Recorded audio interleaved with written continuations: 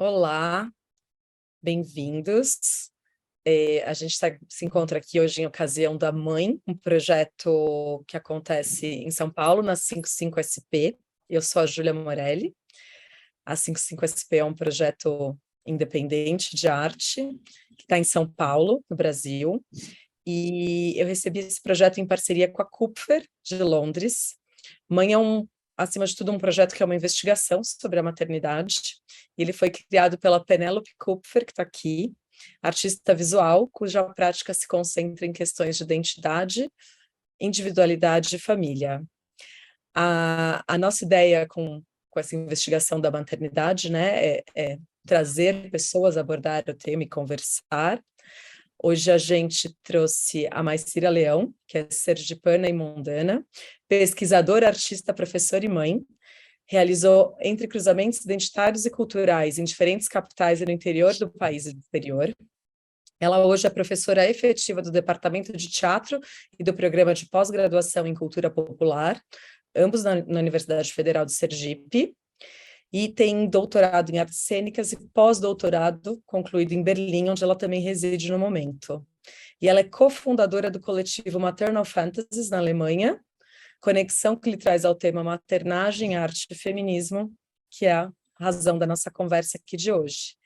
E junto a Clarissa, que é artista, professora e mãe, iniciou sua carreira em Brasília, onde cursou bacharelado em artes visuais, mestrado em artes e doutorando em história social, com pesquisa sobre imagens de parto nas artes visuais, a partir de uma abordagem histórica e feminista do nascimento e da maternidade. Ela é professora de artes visuais na UFO, onde também é membro da NEGEM, que é o Núcleo de Estudos e Gênero, e como artista trabalha principalmente como fotografia, vídeo, e realiza exposições desde 97. Muito obrigada, muito feliz de estar com vocês aqui, e bem-vindas e bem-vindos. A conversa vai ser principalmente entre a Maicira e a Clarissa. A Penélope está aqui também para fazer as perguntas, afinal de contas, ela é a criadora desse projeto. Se quiser falar um pouquinho mais do projeto, Penélope, e aí eu acho que a gente pode deixar as meninas conversarem aí, contarem um pouco do trabalho delas. Talvez depois da conversa. Tá bom, tá ótimo. Prefere depois com as perguntas, então a gente pode ir direto para a Clarice e para a Maicira. Obrigada. Então tá joia. A gente deu uma conversada aí no domingo de trabalho materno, e acho que é um espaço também que a gente usa muito, né? E aí a gente, né, combinou de eu fazer um pedaço mais teórico, né? Vou falar um pouquinho de história, maternidade, feminismo e arte, que é esse cruzamento aí onde eu estou. Fiz o doutorado em História, mas minha formação é como artista, e eu sou também, né, artista e professora, né, e mãe. E queria começar, né, eu vou ler um texto que são fragmentos do meu doutorado, que eu fiz, né, um compilado para trazer aqui com alguns pontos que eu acho que são importantes para a gente pensar. E começo com a questão das reflexões feministas, né, sobre a mulher. E aí trago aqui segundo a Margaret Hago, a gente tem, né, uma das principais finalidades dos feminismos é libertar as mulheres da figura da mulher, esse modelo universal, construído pelos discursos científicos e religiosos desde o século XIX. Porém, trago aqui esse questionamento, né, como é que a gente pode pensar esses atravessamentos, atingindo também, né, as produções artísticas sobre maternidade, como essas pautas e lutas aparecem nas artes visuais. O sistema da arte se modifica, será, com estas novas configurações? Bom, ao investigar os trabalhos artísticos sobre maternidade e parto, eu encontrei uma proliferação de imagens e de obras de artistas mulheres, principalmente, sobre esse assunto, principalmente após os anos 90. E essas imagens, de nenhuma forma, pareciam representar a imagem da maternidade da iconografia cristã.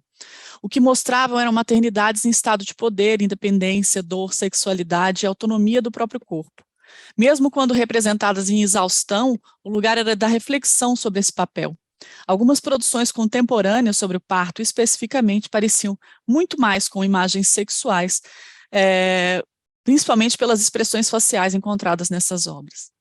chamo os feminismos para este texto não de uma forma descritiva, mas uma perspectiva questionadora. A maternidade é um espaço de disputas. É importante perceber como as perspectivas feministas são fundamentais para pensar e produzir as imagens dessas novas maternidades. Maternidades vividas no plural. Neste sentido, ao pesquisar sobre arte, maternidade, feminismos, é possível encontrar trabalhos acadêmicos nos Estados Unidos e na Inglaterra, na década de 80 e 90, que começam a estudar essas relações. Não só do conflito entre artistas, mães e os feminismos, mas também sobre a maternidade como terreno fecundo para a criação artística. Já no Brasil, eram escassos e bastante pontuais os trabalhos sobre arte e maternidade até 2017. E em 2019, quando eu terminei e fiz a defesa da minha tese de doutorado, eu percebia que no Brasil esse cenário estava mudando. Outras pesquisadoras começavam a publicar sobre o assunto e algumas exposições já haviam sido montadas. Observe que, em determinadas circunstâncias históricas, foi necessária uma contraposição à função obrigatória da maternidade e, talvez por essa necessidade, as diversas produções feministas, até a década de 70, podem ter se debruçado sobre outras questões relativas às mulheres. Porém, mesmo em um texto bastante citado como O Segundo Sexo, de Simone de Beauvoir, publicado em 1949, é possível encontrar na série no segundo volume, onde ela descreve a situação da mulher, um capítulo que se chama A Mãe. Seu discurso em direção à identificação das características que constroem o sujeito mulher é mantido no texto, que começa da seguinte forma. Abre aspas, é pela maternidade que a mulher realiza integralmente seu destino fisiológico. É a maternidade sua vocação natural. Porquanto todo o seu organismo se acha voltado para a perpetuação da espécie, mas já se disse que a sociedade humana nunca é abandonada à natureza. E particularmente há um século, mais ou menos, a função reprodutora não é mais comandada pelo simples acaso biológico, é controlada pela vontade. Fecha aspas, no comecinho do texto da Beauvoir. Ela se refere principalmente ao avanço das técnicas de controle de natalidade do século XIX, mas isso é uma... e aponta para essa direção, a vontade reprodutiva, que é justificada pela característica social humana, e não somente pela sua força biológica. Dessa forma, surpreendentemente, a autora começa o capítulo sobre a maternidade, abordando um assunto delicado sobre este tema, o aborto. A maternidade tem a ver com escolha para Beauvoir. Pressupõe ela o domínio da mulher sobre seu próprio corpo e de se esse corpo vai gerar ou não. Mais tarde, Teresa de Lauretis apontará um perigo nas análises de gênero que se baseavam nas relações de poder e dependência como se fossem biológicas e sociais. Relações de poder são construídas e não dadas. A visão patriarcal é que acredita em uma relação natural entre os sexos. Lauretis acredita que poderíamos, então, pensar a partir de vários conjuntos interrelacionados de relações sociais, relações de trabalho, classe, raça e sexo-gênero. Diante das normas do sexo, por exemplo, após o nascimento, muitas características serão atribuídas e ensinadas com abordagens distintas para meninos e meninas. No caso da gestação e do parto, que são o meu foco de pesquisa, existe desde cedo uma expectativa imposta para elas, definindo que seus corpos são objetos com materialidade gestacional. Essa formação sexual delimita suas possibilidades diante das questões sobre gravidez, parto e amamentação. Um sujeito portador de útero poderá sempre se colocar nessa sociedade e cultura como neste lugar de um personagem em ação em um parto. O outro sujeito sempre verá a gestação e o parto como possibilidade de observação no corpo do outro. Ao explorar as relações impostas sobre o corpo, é possível pensar também nas experiências corporais que transformam e modificam nossa relação com o mundo. Uma destas, dentre tantas outras, é a maternidade. Na encruzilhada entre mulher, feminismo e maternidade, em que também me encontro, Tânia Swain se pergunta: o que fazemos de nós mesmas, nós que vivemos a experiência de mulheres, de feministas, de mães? Como se liberar da pregnância e da interpelação do social, que mesmo que para as feministas faz da maternidade um lugar de fala e de resistência? Uma das primeiras feministas, bom, eu quero pensar agora assim, como é que isso chega na arte, né? Como é que isso se apresenta? Uma das primeiras feministas a questionar o sistema da arte e suas exclusões foi Linda Nochlin, em 71. A autora apontava para a importância de se conceber potencialmente lugares horizontais nas artes visuais, onde artistas mulheres não sejam vistas pelos olhos de uma elite dominante masculina. Em lugar disso, as mulheres devem se conceber potencialmente, se não efetivamente, como sujeitos iguais, e devem estar dispostas a olhar para os fatos de sua condição cara a cara, sem vitimização ou alienação.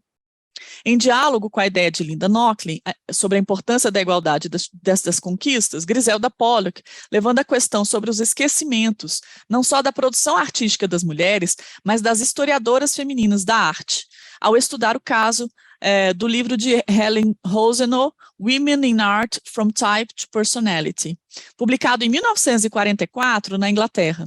Pollock destaca que o trabalho da autora já era uma análise sobre a transformação do sujeito mulher-objeto no sujeito mulher como criadora de objetos artísticos em termos sociológicos. É interessante observarmos como a historiadora Helen Rosenow propõe a divisão dos capítulos do seu livro sobre mulheres na arte. Ela divide assim: introdução, esposas e amantes, maternidade e aspectos adicionais de criatividade.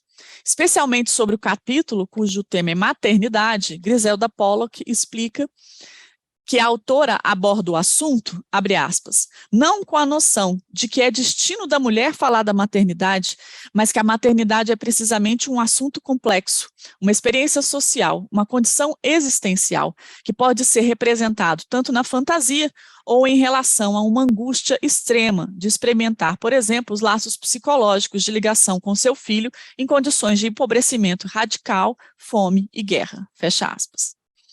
Anne Kova, ao realizar em 2005 um breve resgate sobre a história dos estudos sobre a maternidade, revela que o tema faz parte também da história dos feminismos. Se na primeira metade do século XX a maternidade surgia nos discursos como uma forma de reivindicar vários direitos para as mulheres, na segunda onda feminista a relação com a maternidade já se revelava como um freio da emancipação das mulheres.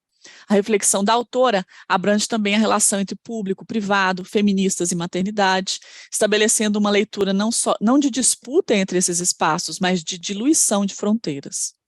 As imagens fazem parte desse aparato construído para ditar regras de conduta, de controle dos corpos e também simular e disfarçar liberdades, insinuando que existem escolhas para as mulheres e mães, imediatamente definindo que escolhas são essas.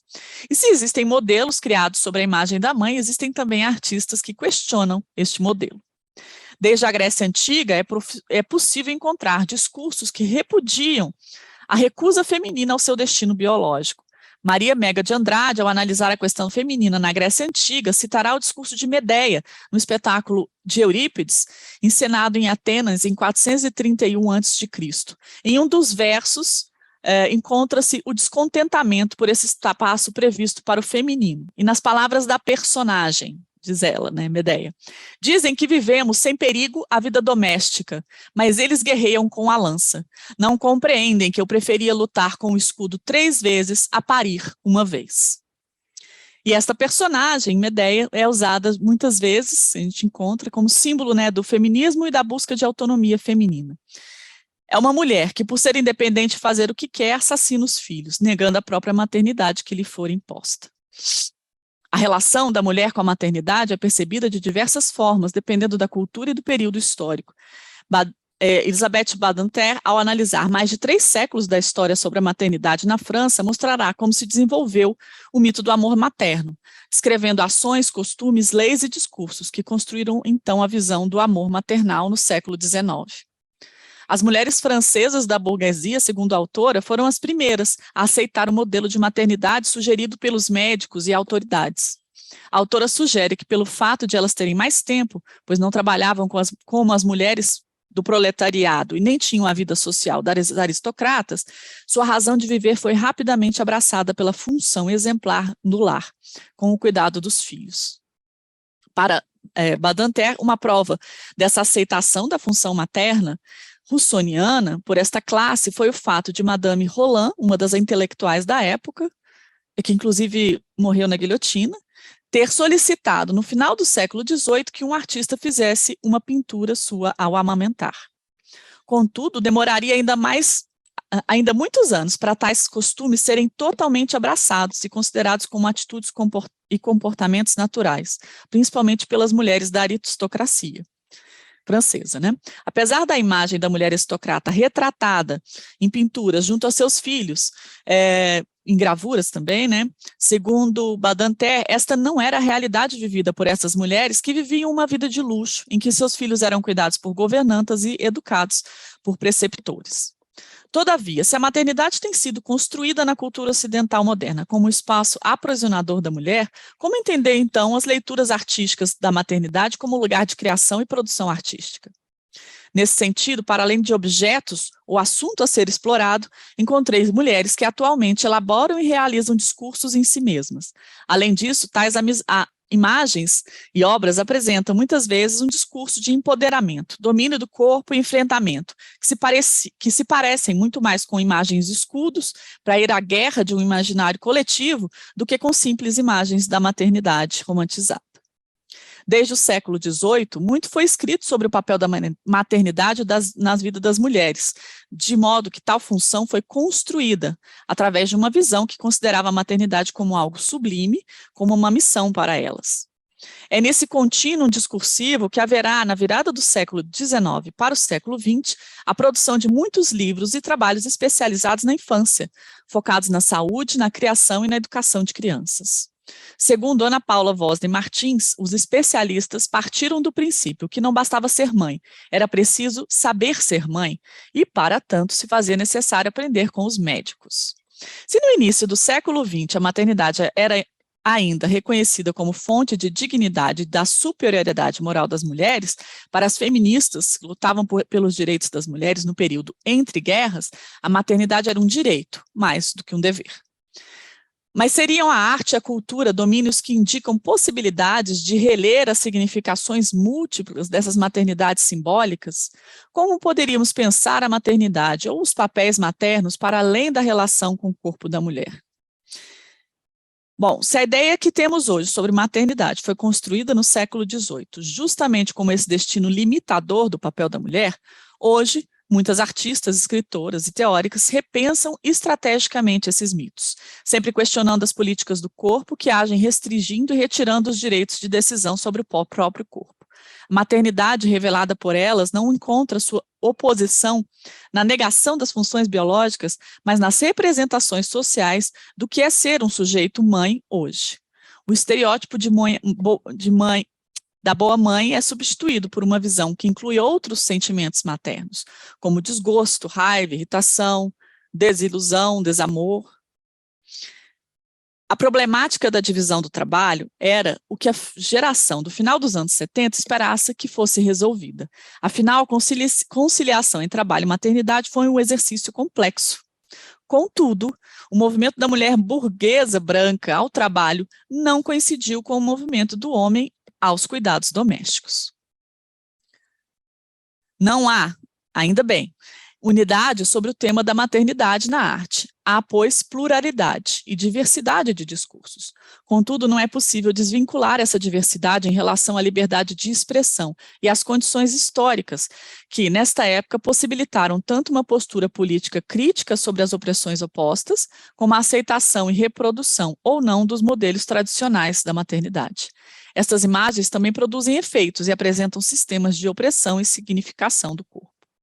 A relação crítica entre o feminismo e as representações da maternidade tem se mostrado frutífera, principalmente, e é que eu cito o exemplo, né, da criação em 2006 da primeira editora a publicar reflexões direcionadas para o feminismo e a maternidade, que é a Demeter Press, organizada pela Andrea O'Reilly, pesquisadora da Universidade de York, em Toronto, que defende que a categoria mãe deveria ser estudada a partir de perspectivas diferentes da categoria mulher.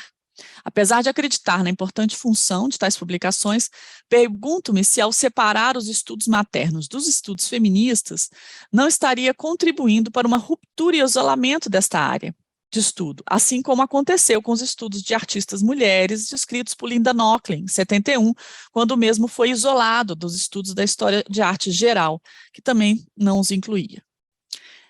Em 2017, quando eu estava terminando, né, de coletar os dados para a minha tese, né, muitos espaços de reflexões acerca da maternidade já estavam estabelecidos. E encontrei, então, 2 instituições de pesquisa e acervo que contavam com coleções e exposições de arte, simpósios.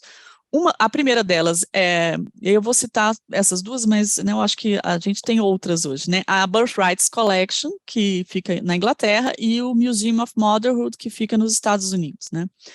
A Birthrights Collection é uma coleção de arte contemporânea dedicada ao nascimento. Fundada em 2006, se localiza na Inglaterra e tem como curadora e fundadora a artista Helen Knowles. Atualmente, a coleção conta com quase 70 trabalhos artísticos em diversas linguagens, datados de 1980 a 2019. Dentre eles, uma peça da série de tapeçarias The Birth Project, da Judith Chicago, e as fotografias da série Kinderwunsch, da Ana Casas Broda. Essas 2 artistas destacadas aqui demonstram a importância dessa coleção. Judith Chicago, né, é uma famosa artista feminista americana, e Ana Casas Broda é uma artista espanhola atuante no México, que trabalha com fotografia. Uma das ações de censura a objetos de arte e maternidades expostos nessa coleção, que eu trago aqui, acho que é uma coisa importante para a gente conversar, acontece em março de 2016, quando o trabalho de Ana Casas Broda foi exposto na Escola de Enfermagem da Universidade de Stanford, e em menos de 24 horas o setor de proteção à criança da universidade pediu que as imagens fossem retiradas. No dia seguinte, o encarregado da universidade foi até a coleção para retirar algumas imagens da exposição. E ao se deparar com a instalação fotográfica e com inúmeras imagens, a série é grande, ele pergunta à curadora, Helen Knowles, qual imagem ela acha que deveria ser retirada, e a curadora responde, nenhuma, obviamente. Ao incluir essa passagem aqui, eu pretendo destacar que, apesar da inabilidade do censor ou do seu executor, existe uma suposta ordem ou regra a ser seguida, mas que não é clara. E pela obscuridade é possível afirmar que os dispositivos de poder se estabelecem e se mantêm, de modo que, neste caso, parece praticamente impossível dialogar ou questionar. O sistema opressor age sobre as imagens para forjar a sua potência transgressora e questionadora. A outra instituição que também abriga algumas obras de arte sobre maternidade é o Museum of Motherhood, que se iniciou em Nova York, mas hoje ocupa uma casa na Flórida. Esse espaço tem um acervo artístico um pouco menor, mas promove desde 2005 uma conferência anual, que é o Mom Conference, que tem como objetivo estimular estudos com enfoque sobre maternidade, possibilitando troca de conhecimento e as informações entre ativistas, artistas, acadêmicos e estudantes. Além desses 2 espaços citados, com acervos permanentes e eventos recorrentes, destaco aqui 2 exposições organizadas por Jane Klein, em Nova York, em 2004, e em Ohio, em 2006, que foram Maternal Metaphors 1 e 2, que reuniram obras de arte em torno da produção de artistas mães. E, mais recentemente, a exposição La Grande Madre, em Milão, do curador italiano Maximiliano Gioni, que reuniu mais de 127 artistas de todo o mundo dos séculos 20 e 21. Bom, a bibliografia encontrada sobre o assunto já aponta um momento histórico no qual novas representações sociais da maternidade são aceitas, teorizadas e analisadas. Na área das artes visuais e da história da arte, novas abordagens sobre arte e maternidade são apontadas por teóricas como Andrea Elis, Miro Chernik, Jenny Klein e Susan Bright. Algumas reflexões dentro das artes visuais no Brasil, dentro das produções acadêmicas, né, também já começam a apontar para em alguns capítulos, alguns pedaços vou destacar aqui a tese da Nádia Cruz Sena, Donas da Beleza, a imagem feminina e cultura ocidental pelas artistas plásticas do século XX, que tem um capítulo, de 2007, tem um capítulo sobre maternidade. A tese da Roberta Barros, de 2016, que o último capítulo também é sobre uma experiência e uma performance. Elogio ao Toque, ou Como Falar de Arte Feminista Brasileira. Depois tem, em 2019, eu defendi o meu doutorado, que aí tem uma visão sobre parto nas artes visuais, a partir dessa abordagem histórica e feminista do nascimento e da maternidade. algumas dissertações de mestrado, a gente também né, eu consegui encontrar, né, da Ana Paula Sabiá, Madonas Contemporâneas, em série fotográfica, Relações Estéticas e Produção de Sentido sobre a Maternidade, que ela defendeu em 2015, e esse ano a Elisa Elze defendeu uma dissertação de mestrado também, que chamava Corpo-Mãe, um alto olhar na fotografia contemporânea. Destaco também algumas iniciativas curatoriais que incluíam, né, obras de artistas sobre a questão da maternidade nas artes visuais no Brasil, entre 2006 e 2017. São elas Manobras Radicais, de curadoria do Paulo Reckenhoff e da Heloísa Buarque de Holanda, e tinham vários trabalhos que faziam reflexões sobre a maternidade, de 2006. Útero, Museu e Domesticidade, da Ana Zavadil, em Porto Alegre, em 2014. Útero do Mundo, no MAN São Paulo, em 2016, e Madre Pérola, no MIS de Santa Catarina, em 2017. Ao verificar as datas de publicações e surgimento de espaços e exposições dedicados à maternidade e ao parto nas artes visuais no Brasil, na Europa e nos Estados Unidos, é possível perceber que talvez esses estudos e produções não estão mais separados por tantas décadas. Hoje, as artistas se encontram em um momento no qual não é mais preciso combater a maternidade como uma única função da mulher, de modo que é possível, então, pensar a maternidade como um processo, por vezes como um ato político, sexual e até espetacular. Percebo ser crucial entender a relação da artista-mãe com o processo do trabalho artístico. As artistas se colocam na imagem, se apresentam com seus filhos, profanando a imagem de boa e amorosa mãe. Ao apresentar uma cena quase teatral, como Ana Casas Broda, demonstram ao mesmo tempo um estado de poder e uma entrega de seu corpo para a imagem, falando de sua própria experiência materna, como potência e também como de isolamento. Mas temos que ter cuidado, pois tanto na arte como na cultura atual, os jogos de poder são estruturados pelas imagens, impondo modelos e demandas para o corpo feminino. Eles simulam e desviam a atenção, parecem aceitar as possibilidades e diversidades dos corpos, mas em seguida estabelecem-se novamente como modelos. Eu acho que era isso. Tentei fazer um resumo. Que maravilha! Agora, preciso de um tempo também aqui para aceitar. Obrigada, Clarice. Obrigada, Clarissa. Obrigada pelo convite, Penélope e Júlia. SP 55 SP.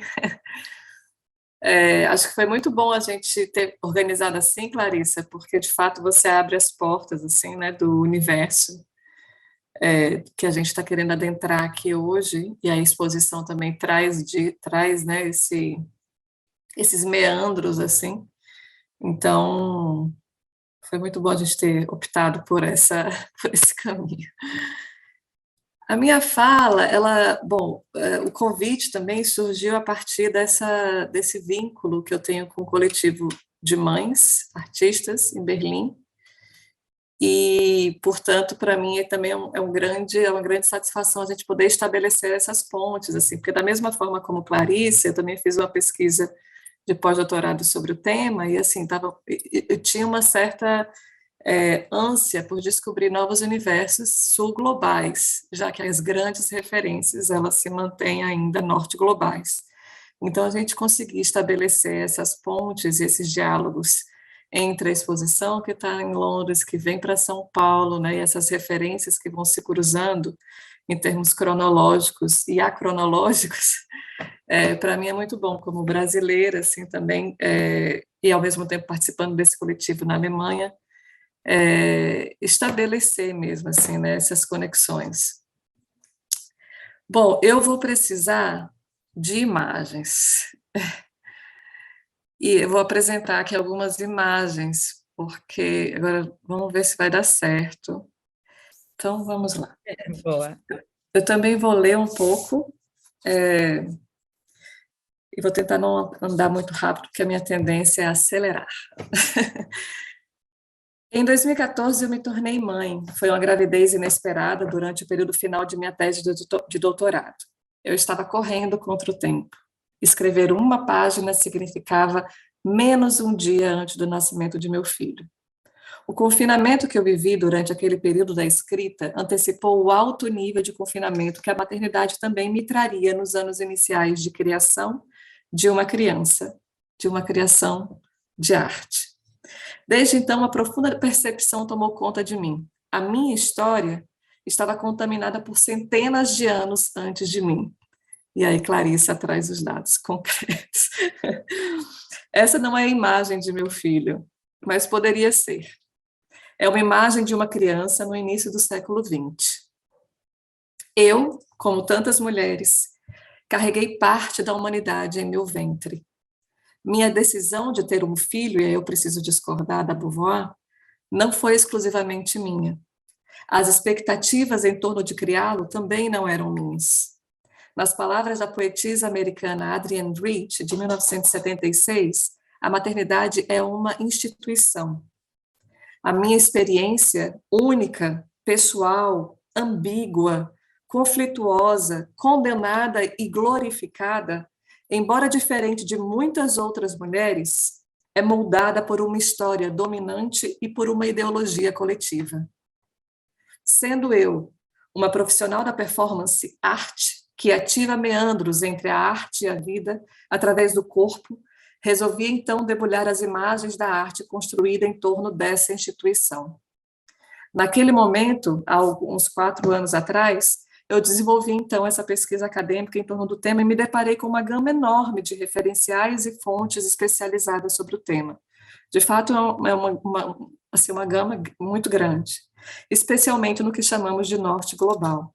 E aí a Clarissa também ressalta isso, como isso vem avançando, né, em outros âmbitos. Nos últimos 2 anos, o cenário é um pouco diferente, ou melhor, nos últimos 4 anos, e percebo muito mais iniciativas da América Latina como essa aqui, que está possibilitando estarmos juntas hoje.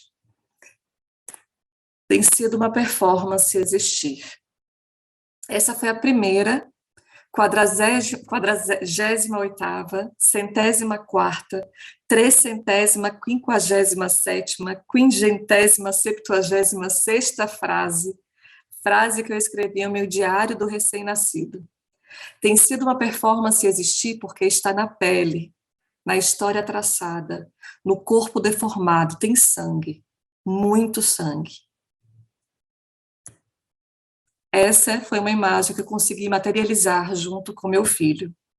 Uma imagem que fiz no contexto justamente de uma residência com esse meu coletivo Materno Fantasies aqui na Alemanha.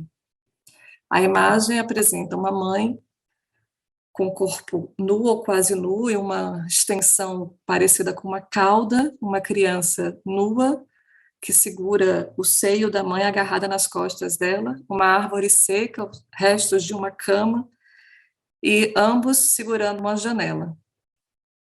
Tem sido uma performance existir, ser habitada, repovoada, nutrir e secar ao mesmo tempo. Há vazio e esperança. Tem sido performance existir porque envolve risco.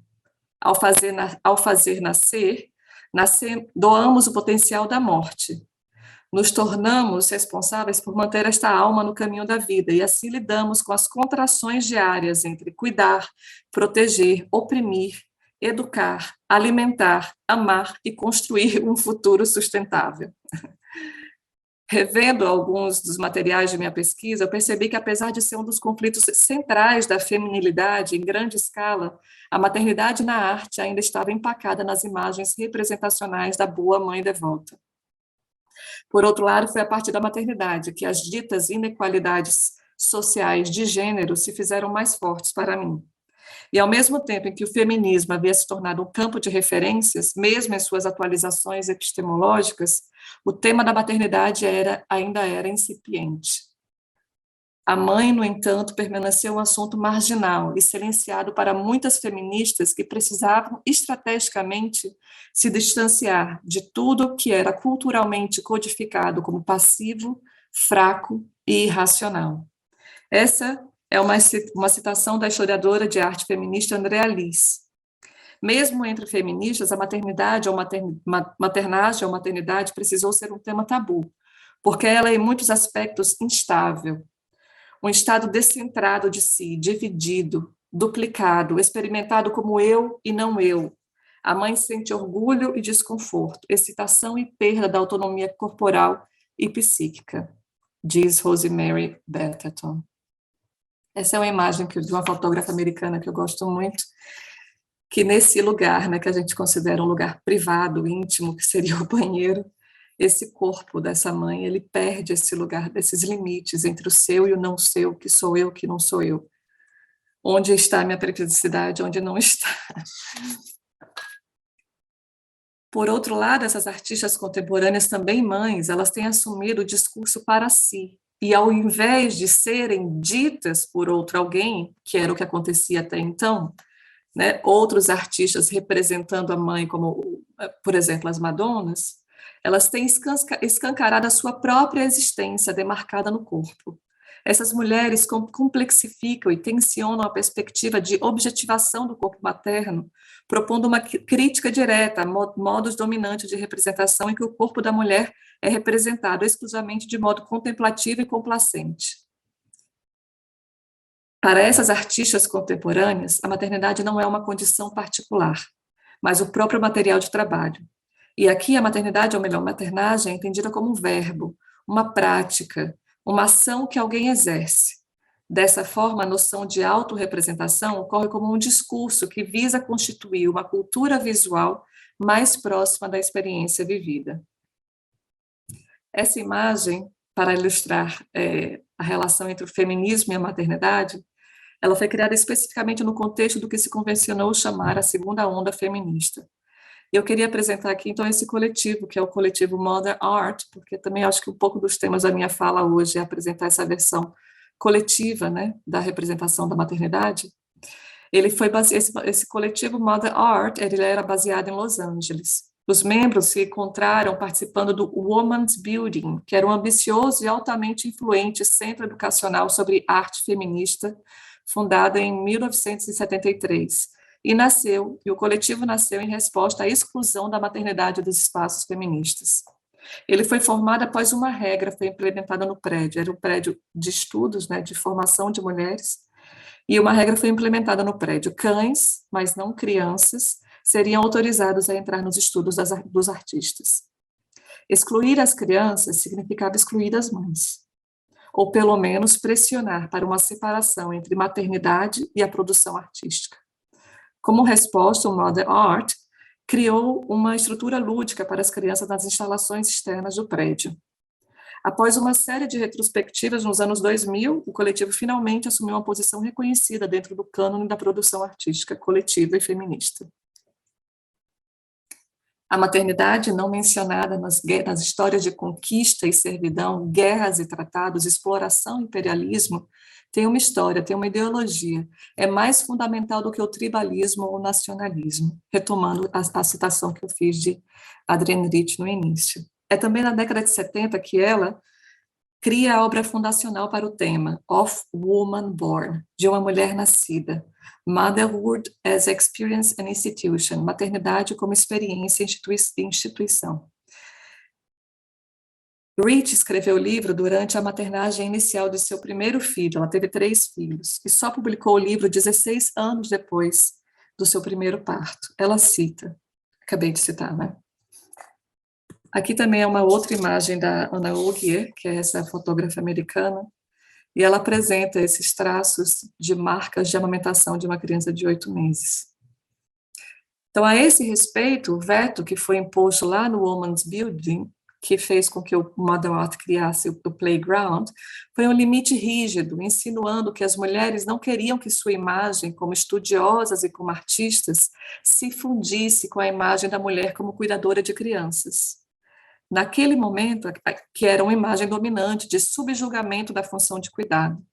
A restrição feita em relação às crianças, naquele momento, era um gesto radical para se distanciar do papel estigmatizado da mulher-mãe.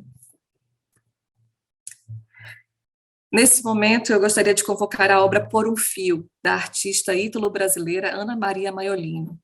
É, de fato, uma convocação, porque essa imagem e essa artista me percorreram por diversas maneiras dentro de sua singeleza. A obra faz parte da série fotográfica intitulada Fotopoemação, e é inspirada nos poemas autorais de Maiolino, que se tornam também disparador de suas performances. De acordo com a artista, Por um Fio lida com a noção de geração, herança e transmissão. Na fotografia, vemos a artista no centro, à esquerda, sua mãe, e à direita, sua filha adolescente. Eu convoco essa obra na tentativa de entender como carregamos essa herança feminista, através da ligação tênue promovida por um fio que atravessa nossas bocas, mas que ao mesmo tempo está disponível por sua fragilidade a um corte ou ruptura. Essa é uma imagem de uma revista famosa aqui na Alemanha, de arte, e aqui tem a tradução do que está escrito aqui na capa, né? Das letzte Tabu, o último tabu, sexo, morte, política. A arte pode mostrar qualquer coisa, mas crianças, elas não são um assunto. Especialmente para as mães, elas são vistas como o assassino da carreira de artista.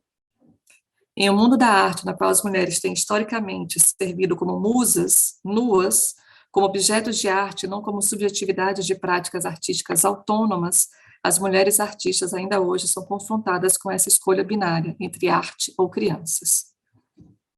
E aí tem um exemplo muito clássico na performance, que é a Marina Abramovic, com algumas citações explícitas a essa questão. A primeira exposição de grande porte a abordar o tema foi, então, The Postpartum Documents, que foi elaborada pela artista conceitual americana Mary Kelly entre 1973 e 1979. A obra foi composta por 6 séries que se concentraram em um momento formativo do domínio da linguagem de seu filho e seu próprio senso de perda, movendo-se entre as vozes da mãe, do filho e de um observador analítico. À esquerda, vocês podem ver o título de uma matéria de crítica de arte, em um jornal local. Em cartaz no ICA, fraldas sujas. A crítica, obviamente, rechaça o trabalho, apontando para um objeto que não representa a totalidade da exposição, que eram as fraldas, que adentrava complexidades bem mais profundas do que o fetiche jornalístico de uma fralda suja. Em Reciclando a Arte e a Maternidade, Raquel Buller afirma que a visão artística da experiência materna não tem sido considerada uma arte séria. E ela continua afirmando que Lucy B. Pardo observou que as mulheres artistas, especialmente em épocas mais antigas, normalmente mantinham sua condição de mães escondidas, por meio de críticas masculinas. Essa é uma imagem de um outro coletivo, que é um coletivo mexicano, e ao contrário, né, de esconder, na verdade, elas explicitam. O coletivo Povo de Galinha Negra, ele foi fundado em 1983, e ele assumiu, ironicamente, essa crítica masculina, ao estado de ser mãe, à condição de ser mãe, esgaçando a possibilidade midiática dessa opressão.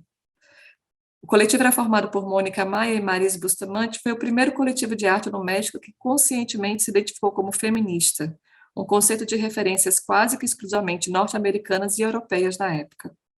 Em Madres por um Dia, de 1987, Bustamante e Maia foram convidadas para serem entrevistadas no programa de televisão Nuestro Mundo, liderado por Guillermo Ochoa, jornalista de influência na época. Durante o programa, elas convidam o anfitrião a colocar uma barriga de isopor incorporada a um avental e o nomearam Mãe por um Dia, coroando como a rainha do lar. A partir desse ato jocoso e irônico, elas estavam propondo uma discussão em torno da subvalorização do trabalho doméstico e materno, transgredindo os estereótipos biológicos associados à maternidade, ao transformá-la humoristicamente em uma possibilidade para qualquer pessoa. É diante dessa perspectiva de coletivização dessa ironia e afrontamento que apresenta, então, o coletivo que faço parte, Maternal Fantasies, que lida com formas fantásticas de visibilidade. Apresenta esse coletivo da atualidade não como modelo exemplar, mas por fazer parte dele, portanto, se tornando a prática a partir da qual eu tenho melhor propriedade para falar. O coletivo se juntou em janeiro de 2018, em Berlim, e hoje é formado por 7 mulheres artistas e 10 crianças artistas. Apesar de estar localizado em Berlim, ele é constituído ou se esforça para constituir uma perspectiva coletiva e multicultural acerca da maternagem. Como mães recentes ou mães de primeira viagem, temíamos perder o contato com quem quer que tivéssemos sido antes de assumir nossos papéis de mães. Estávamos nos recuperando de nossas gravidezes e experiências de nascimento, enquanto processávamos todos os projetos inacabados de arte, que foram interrompidos durante aquele período. Nossa luta tornou-se criar estratégias para combinar criatividade, trabalho, comunidade e maternidade em uma vida contemporânea. Intuitivamente, todas nós sabíamos que juntas poderia ser possível, por razões práticas, emocionais, políticas ou criativas, continuar trabalhando como artistas profissionais, cuidadoras, dedicadas e mulheres complexas. E, diferentemente de entender as configurações de pensamento e ação associadas à maternagem como um obstáculo, a questão se tornou saber negociar estrategicamente entre códigos de maternidade consolidados e abraçar as complexidades da maternidade vivida. De fato, o dilema se tornou como falar das dificuldades e, ao mesmo tempo, as belezas incomparáveis da maternidade, sem que essas experiências variadas e complexas se transformassem em clichês. Uma dessas estratégias surge a partir dessa imagem, que eu vou dar um exemplo. A gente estava numa residência, e esse é um outro tema, né, como realizar uma residência com 7 mulheres e 10 crianças. Que lugar que recebe essas pessoas, meu Deus, não é uma residência, vira uma confusão.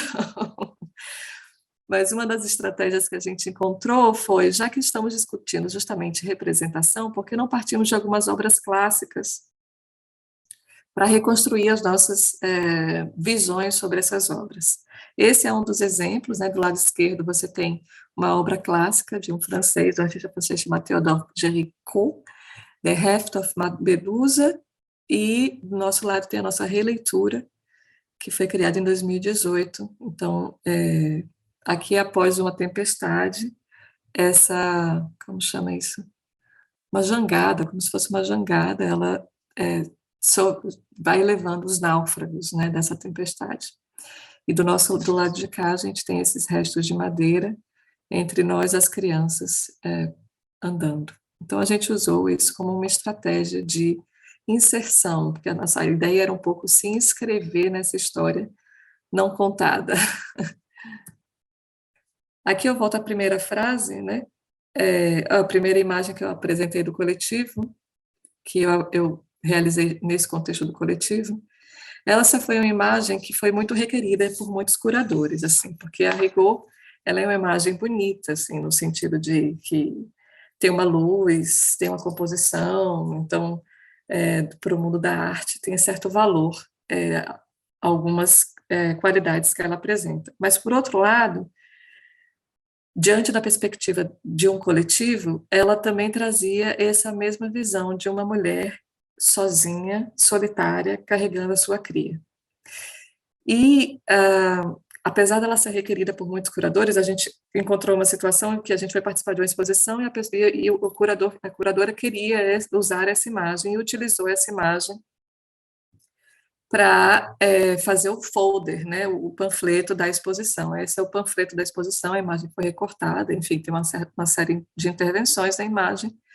E aí, quando a gente se deparou com isso, primeiro que surgiram, né, os vários embates públicos, porque uma mãe, uma mulher e uma criança nua aparecem na imagem. A gente decidiu que na exposição a gente não iria apresentar mais, então, essa imagem. A gente se rebelou e apresentou uma outra imagem. Eu esqueci de colocar outra imagem. Mas, enfim, é uma imagem super coletiva, que não tem nada a ver com essa representação dominante da mulher solitária, da mãe solitária com a sua cria. E aí o nosso discurso foi criado a partir daí, né? Entre essa resistência em perpetuar a representação da mãe solitária. Uma das estratégias que encontramos, então, foi a integração das crianças no processo criativo. Aqui é uma situação, vocês estão vendo nessa imagem, é uma situação que a gente chama de exercícios performativos, que a gente realiza no estúdio, né? Não é uma obra de arte, a gente não apresenta esse trabalho, essa imagem como trabalho de arte, mas é só uma documentação de nosso trabalho em estúdio. E essa foi uma das estratégias que a gente encontrou, a integração das crianças no processo criativo. Não aceitamos a oposição binária entre arte versus crianças. E assumimos com isso as ambivalências e desafios decorrentes. Ao decidir integrar nossos filhos no processo artístico, nós também integramos a interrupção como um mecanismo criativo, já que necessitamos atender a demandas inesperadas surgidas com o envolvimento das crianças.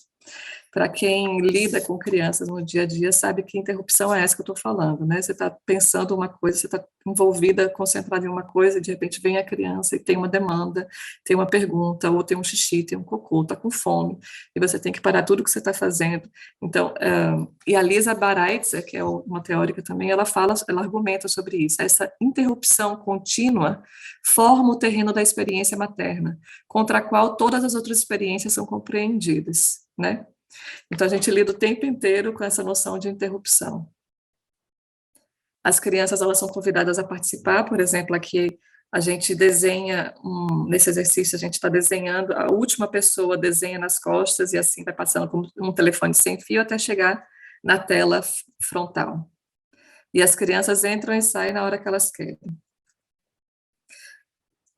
O outro elemento que a gente encontrou para poder criar essa visualidade fantástica, né, para discutir essas representações que a gente vem buscando, são esses que a gente chama de extensões corporais, que são materiais muito simples e precários, que a gente constrói com as crianças também, e aí com cores muito fortes, né.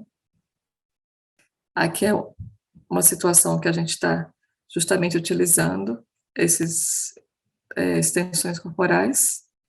Aqui é uma outra imagem também de uma outra residência já no norte da Alemanha, em outro lugar, em que porque a gente trabalhou algumas imagens a partir do que se conhece como 1 minute sculpture, 1 minuto de escultura.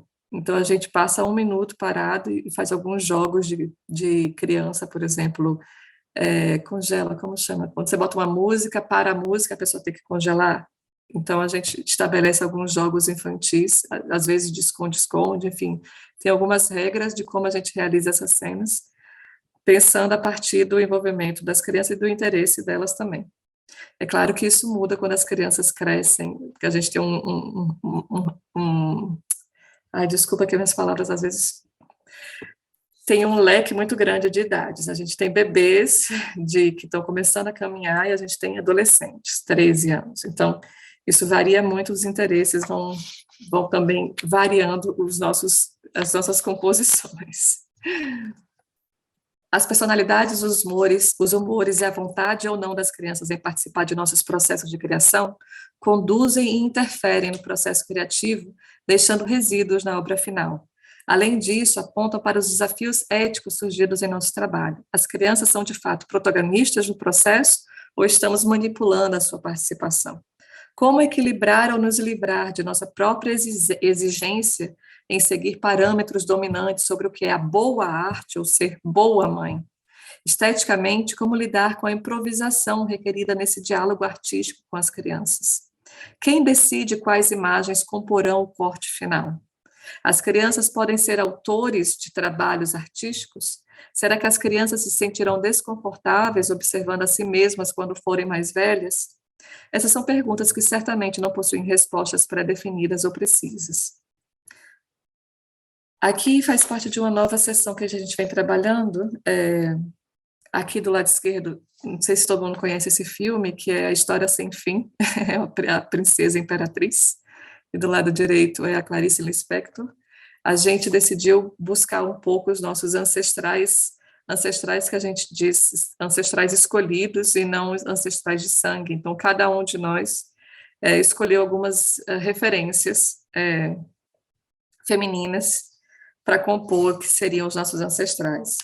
Então, historicamente, tem se falado sobre as mães, no entanto, suas línguas foram amarradas. A maternidade feminista é, então, uma busca por modos de falar e de estar para além de uma subjetividade subjugada. Em outras palavras, citando Andrea Liz, a maternidade feminista é a formulação da maternidade a partir da empatia sobre como estar no lugar do outro e dentro de si mesma, como cuidar do outro e de si mesmo. Esse entendimento nos permite desafiar ideias patriarcais de dominação. Tem sido uma performance existir. Voltei a frase para... Essa foi a primeira, 22ª, 104ª, 356ª e 50ª, 38ª frase em meu diário do recém-nascido.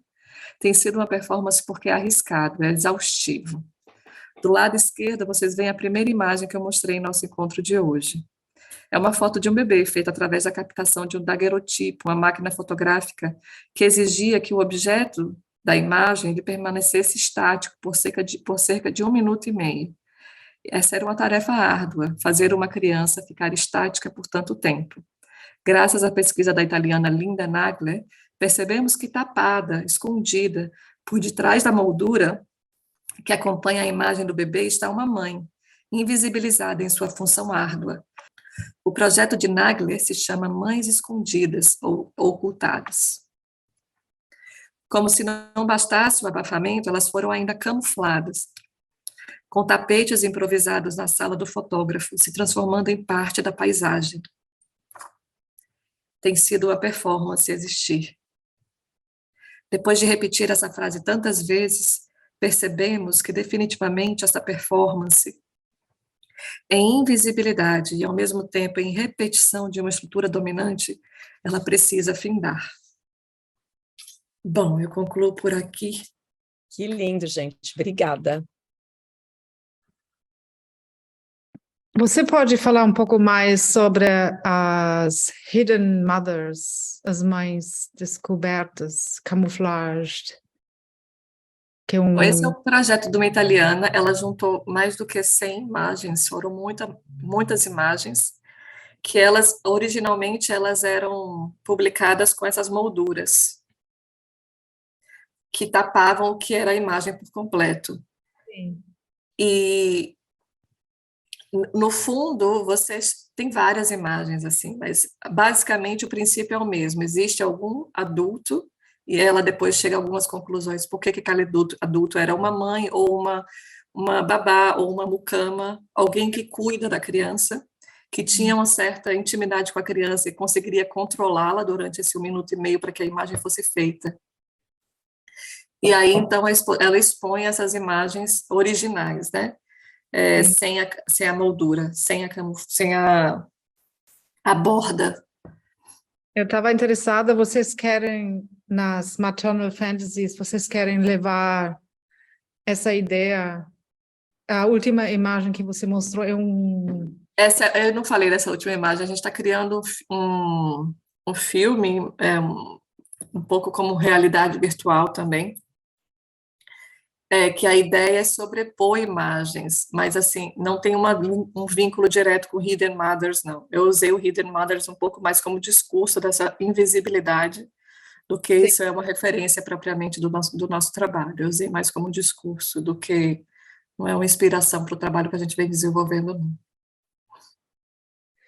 não. Sim, porque eu acho bem interessante pensar sobre a mãe artista, né? Tenta, por causa do art market, não é abandonar, mas não mostrar muito de ser mãe, da criança, porque não Se acaba. acaba. Aí acaba. Um escudo, né? Ao invés de colocar, esconder. E eu fiquei interessada nesse ponto. E é uma das razões porque eu comecei com esse projeto aqui na Kupfer, que é um projeto que já está rolando há 5 anos. Eu fiz meu mestrado durante COVID e eu queria separar ser mãe e meu trabalho para ter meu lugar, eu pensei que era mais para meu lugar, mas claro que também era porque você não quer perder oportunidades, porque você é uma mãe, e aí as galerias vão ficar no thank you, e rejeitar você por causa que na cabeça do mercado você não é mais capaz de trabalhar tanto como um homem ou uma mulher sem crianças, né? E aí eu acho a questão interessante onde, quando você quer incluir as crianças, porque você quer trabalhar juntos com as maternal fantasies, ou pensar, isso é meu lugar, meu espaço, minha identidade, porque meu trabalho também é muito sobre identidade. Eu quero ficar com um pouquinho de eu mesmo.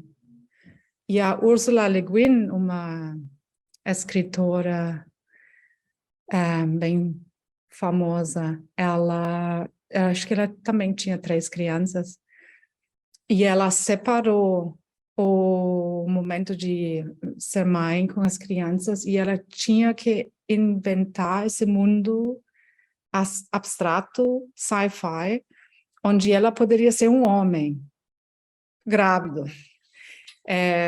pirar, e aí ela achou a liberdade dela. Eu achei esse um ponto legit. E uma coisa eu queria só ver o que vocês acham sobre isso. Então, eu fiquei muito, enfim, tocada com essa questão do hiding, porque eu fiz uma residência artística na pandemia e eu fiz um trabalho que chama Hiding Trap, que eu escondo em casa das minhas crianças, então eu fico escondida e, na verdade, assim, é uma brincadeira, é uma situação dupla, né, de desaparecer, mas também é uma brincadeira e também é arte, enfim, é nessa... E eu estou fazendo essas imagens do Hiding Trap, eu estou fazendo umas impressões em tecido. Quando a Maicira mostrou as mulheres cobertas, né, sobre tecido, falei, nossa, muito, muito louco, assim, como que a gente vai se contaminando também, né? Lembrei essa situação no Brasil, minha orientadora do doutorado aqui, ela estudou as imagens fotográficas de mulheres escravas, que eram as amas de leite que seguravam as crianças da elite brasileira, e tem várias fotos, é um acervo bem grande, inclusive. Que aí você tem uma situação, né, dessas mulheres que foram escravizadas, negras, e aí que tem uma invisibilidade, assim, social, né, imposta, bem, bem forte, assim, as imagens também, né, que talvez, não sei se na Itália teria a mesma, nessas imagens aí que você citou, né, mas essa questão de se esconder, né, é complexa, né, que às vezes você faz, e eu acho que tem a ver com essas disputas de poder, né, que é você tenta entrar no sistema, falando, não, aqui, eu escolhi esse horário porque minhas crianças estão na escola, eu escondi elas. Uma das dificuldades foi encontrar um horário para todo mundo estar junto em que as crianças não estivessem também, né? Também tinha que concatenar os horários e as crianças, é sempre uma... No meu mundo agora o pai tem que cuidar, né? Mas isso mesmo, esse ponto de escapar ou fugir, né? De cobrir, que eu também fiz bastante, não falar sobre... Eu estudei tarde, arte, eu nunca queria falar sobre crianças. E aí depois, quando o Covid rolou, não tinha como, né? Tinha que incluir tudo, a família e aí rolou uma liberdade, fiquei bem feliz de ser mais conectado com eu mesmo, né? Eu acho que também tem uma condição, por exemplo, a gente às vezes enfrenta essa situação, né? Que você citou esse exemplo da censura da Ana Casas Brodas, né? Tem algumas coisas que a gente, por exemplo, a gente não pode mostrar ou não sabe como mostrar, porque justamente envolve imagens de menores. E isso é um grande tema, né? Um grande tema tabu, assim, crianças na arte, assim, né? Porque a gente realiza trabalhos cujo público, né, não é infantil, é um público adulto, mas você tem crianças representadas ali. Então, o nosso discurso, ele é montado, ele é criado a partir de um discurso crítico adulto. Então, o fato de ter as crianças, por exemplo, nas imagens, gera uma certa polêmica, assim, né, de até que ponto elas podem estar naquelas imagens fazendo parte de um discurso que não necessariamente é do universo infantil. E aí, esse é um lado, né? E por outro lado, por exemplo, no nosso caso, a gente acaba, durante a Covid, por exemplo, né, os momentos de lockdown mais fortes e tal, a gente passou a ser muito chamada para fazer, o coletivo passou a fazer muitas oficinas e workshops envolvendo as crianças, mas sempre no formato educativo. Aí a gente também se indignou, chegou a um ponto que a gente falou assim, não, mas espera aí, a gente quer produzir arte e arte crítica. A gente não quer virar de volta o lugar do papel da mulher, mãe, educadora, né? Não que isso seja um trabalho menor, mas o nosso trabalho, o fato da gente ter se juntado era para justamente juntas conseguir adentrar num certo cânone da arte, digamos. Não, claro que a gente não está nos livros de história da arte, não era essa a questão, mas era porque a gente gostaria de se fortificar como artistas, e não exatamente como educadoras, que algumas trabalham como educadoras em outros contextos e tal. Então, isso acaba recaindo, né, em outros contextos que são subterfúgios do discurso onde você quer atingir.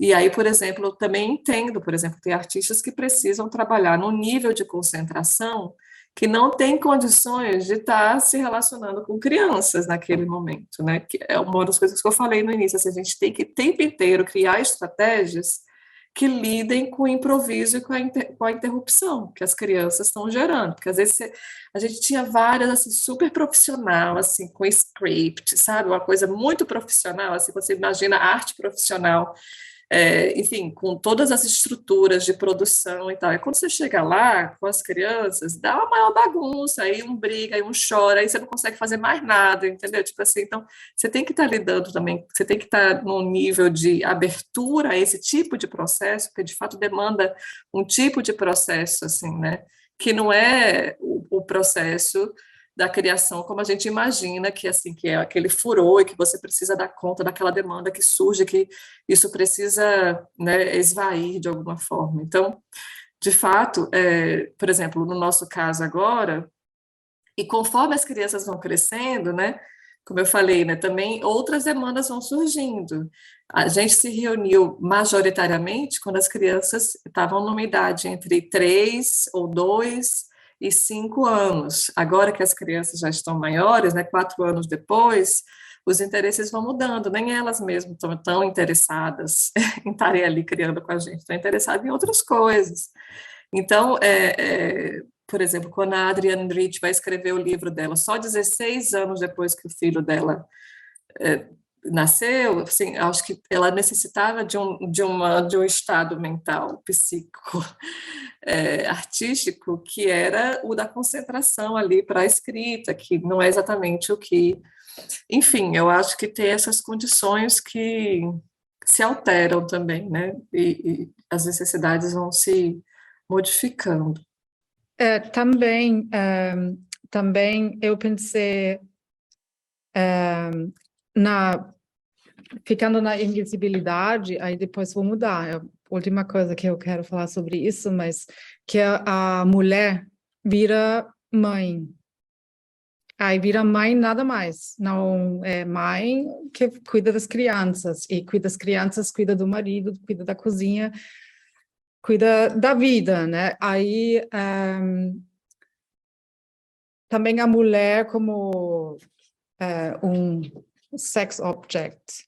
Fui embora, né? É mãe, não é mais sexy, attractive, whatever. Yeah. Tem um livro da Argonauts, eu já pego o nome dela, que ela fala sobre isso também bastante, e a Pragya, que é também um livro que eu adoro muito, e era da minha pesquisa, Motherhood, da Pragya Agrawal, que ela fala, eu sou mãe e eu escrevo livros e pesquisadora e scientist e tudo isso, né? Que a gente não fica reduzida para a maternidade que é maravilhosa, mas fica a pessoa que a gente era antes de virar mãe, né? Que eu acho que é um ponto bem importante. E aí, se o trabalho de você, como a Alice Neal, por exemplo, pintora dos anos 50, ser pintora, e ela era uma pintora, ela pintou pessoas, pintou bebê, mãe, ela pintou as crianças dela, tinha uma vida bem complexa com a família dela, pessoalmente, mas ela precisava esse momento, como a Le Guin, que ela queria separar quando ela pinta, e pintar pode ser um trabalho bem isolado, você que precisa ficar, ou a artista quer ficar mais isolada com o trabalho, aí é difícil cuidar do neném, né? Aí tem também um livro bem bom, a gente deveria fazer uma reading list depois. Ia dizer isso, não só. A gente coloca, né? The Baby on the Fire. Seria legal. E você falou do outro grupo também, né? Mas será que você mencionou?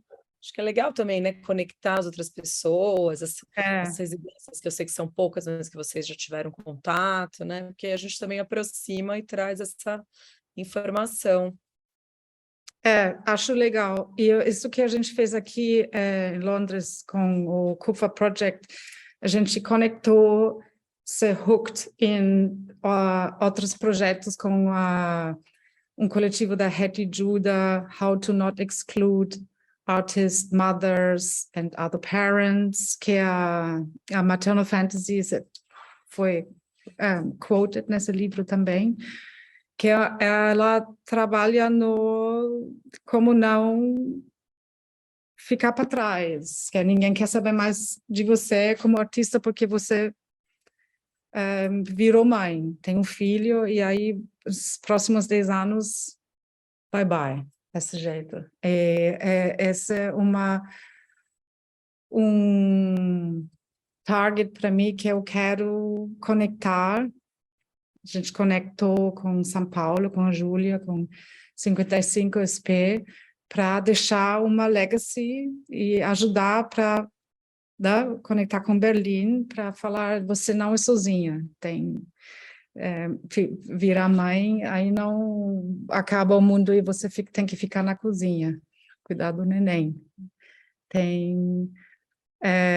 Aí era uma pergunta que eu queria fazer, porque quando eu comecei a trabalhar nisso, pensar nisso, aí apareceram livros, eu tenho acho que 20 livros aqui, aí tem Mother Reader, artistas, Forgotten Mirror, Forgotten Women, Painter, e aí eu fiquei com a sensação, gente, é um boom, né? Tá super trendy, que todo mundo está falando sobre maternidade agora.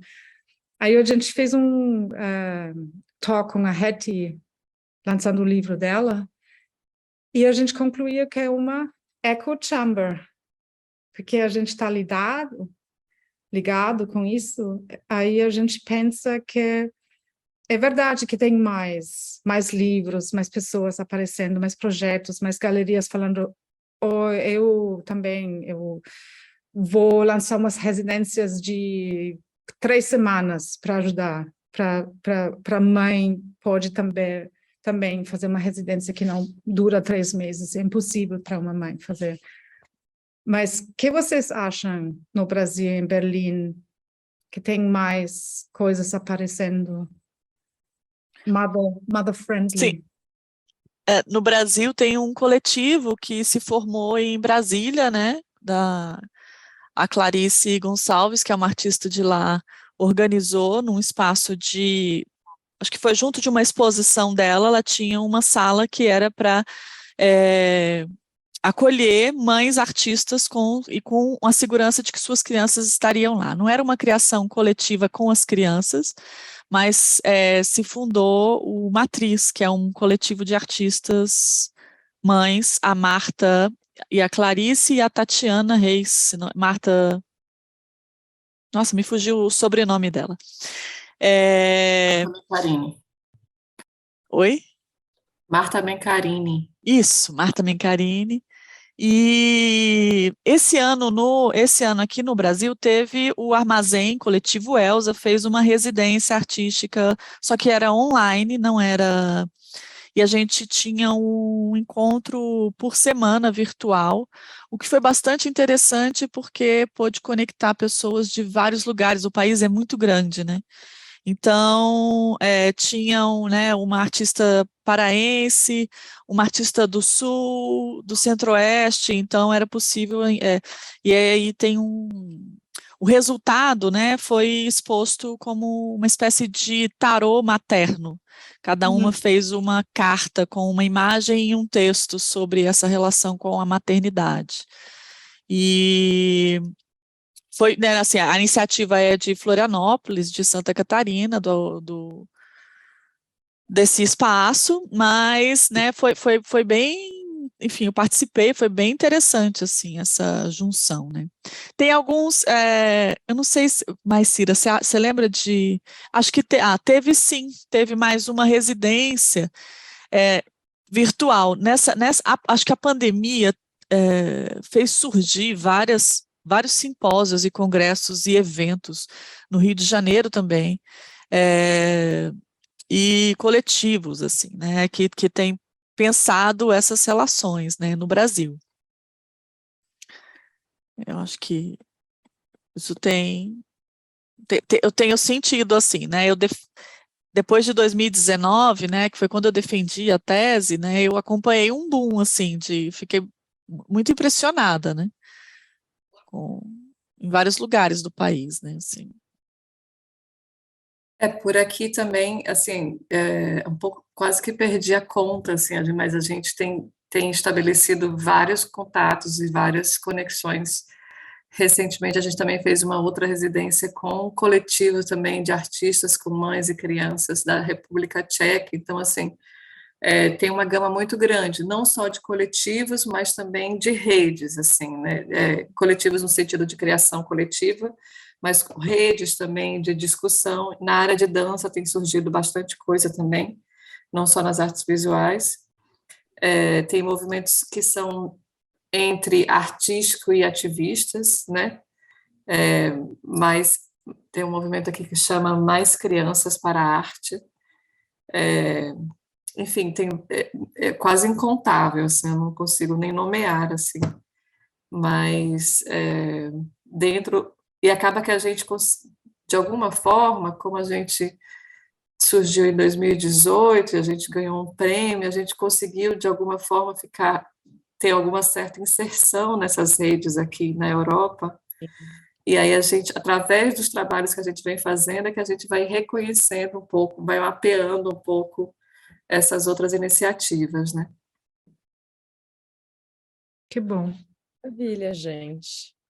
É a Maggie Nelson, Argonauts. Maggie Nelson. Lembrei. Boa. Vamos fazer a reading list e a lista Vamos. dos grupos também. A gente depois coloca, posta e conecta, que aí todo mundo vai ampliando essa rede, né? Tem uma residência que tem um mapa de artistas que fizeram residência em maternidade, da Alenka Clayton. E no site dela tem um mapa de mulheres que participaram e de vários lugares do mundo, é bem interessante. Mas ali elas são pessoas que se auto-intitularam em residência, não é exatamente um mapeamento dessas, mas é bem interessante mesmo, porque eu acompanhei um pouco esse projeto e eu fui fazendo o print screen desse mapa do mundo no decorrer do tempo. Inicialmente era só Estados Unidos, Europa, Austrália, e aos poucos isso começou a surgir. Tinha uma iniciativa na América Latina e aos poucos a gente começa a ver mais a África, América Latina fazendo parte desse. Então, é bem interessante também para acompanhar como isso tem se expandido. né? A temática. A Clarissa falou sobre uns referências e livros que a gente inclui na nossa reading list para Sim. depois para a gente pode revisit. Com certeza. Bom, muitíssimo obrigada por essa troca. Obrigada a você. Penélope, obrigada de novo, uma honra receber o projeto aqui nessa primeira, né? Ele nasceu em Londres, a gente é a primeira parada de muitas outras que estão por Primeiro vir. filho. Filho. Né? É isso, brigadão, gente.